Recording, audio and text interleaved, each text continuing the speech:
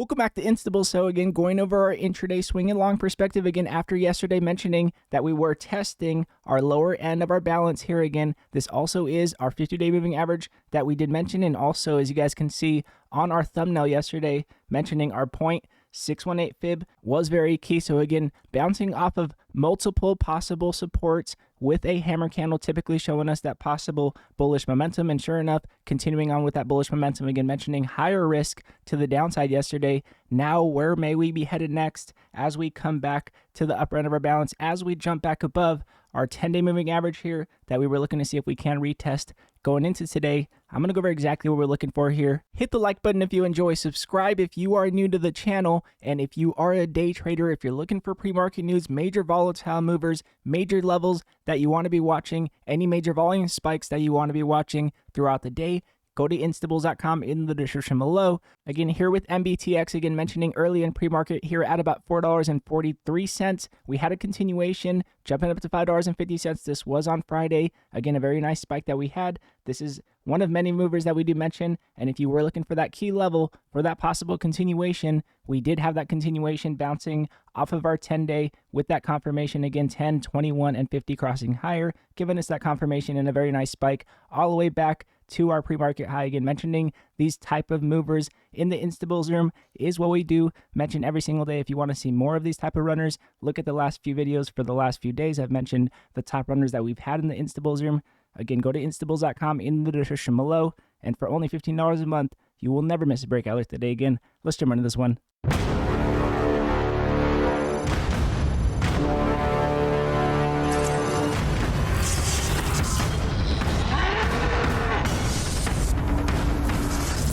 So jumping into the spot with you guys here on the daily chart, again, looking at our prior candle structure, again, as we have been sitting within our prior balance here, again, bouncing off of our prior balance on Thursday, again, continuing on higher, now looking to see if we can possibly get that bullish candle structure above our 10-day moving average is what we will be looking for. And the reason why we have been looking out for that, again, mentioning on Thursday that we would possibly have this bounce back for one specific reason, and that was the possibility of what could possibly happen next. Again, we mentioned this is a psychological thing a lot of traders don't talk about. We had, again, a large red candle here, but we very much knew that our 10 weekly moving average, our 21 and our 50 have been crossing higher here, and they have not done this, again, throughout the duration of the last year of our sell-off since we have crossed lower. So again, since we have been crossing higher, we assumed that our candle here could possibly close with a hammer candle, and that's exactly what we closed with here on the weekly chart. So now we are looking to see if we can continue to respect our 10 weekly moving average here,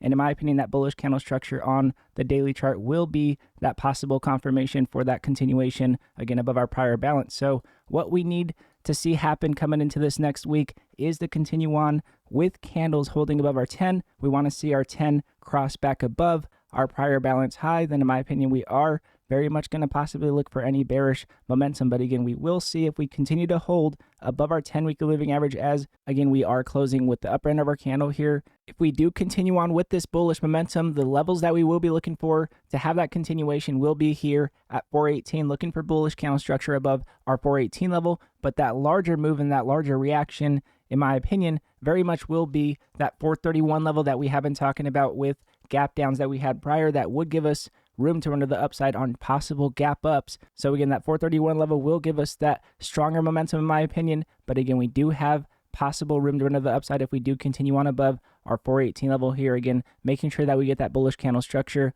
above our prior balance high will be that momentum that we are looking for, and in my opinion, that key play that we will be looking for as far as that bullish candle structure. But again, what we want to happen going into this next week for more confirmation is to see our 12 crossing back above our 26 here with our EMA lines on the MACD. If this does not happen with this possible continuation with decreases in sell pressure going into next week, will very much be predicated, in my opinion, leading into Wednesday's CPI. So again, Wednesday CPI will be a very key data set. Again, our inflation report that Powell just mentioned is extremely key. Again, our data will depend on what exactly we anticipate leading into our next Fed rate hike. So looking at our Fibonacci lines here as we close with the upper end of our candle here, what I would be looking for is to see if we get any possible retest on our 409 level to possibly continue to respect our 10-day moving average, as we are looking to see if we can continue to curl up here above our 21. Again, looking for that possible retest, in my opinion, would be plausible, and that would be that stronger move to the upside if we did get that retest, or if we do possibly continue on with this gap up and we do possibly get a retest on our prior balance high here, then in my opinion, we would look for that possible continuation retest above our prior balance high to get that larger reaction to the upside again with larger room to run to the upside. So in my opinion, looking for confirmation if we get back above our prior balance high. And if we do have a pullback to 409, we do get that retest and we get that bullish candle structure to continue on higher. That's another possible continuation. If we do break back below our 10-day moving average here, then we will very much look for that bearish candle structure dropping below our 409 level. But in my opinion, very much looking for any possible hold above our 10-day to see if we can possibly get that larger bullish candle structure on the upper end of our channel will be the larger play.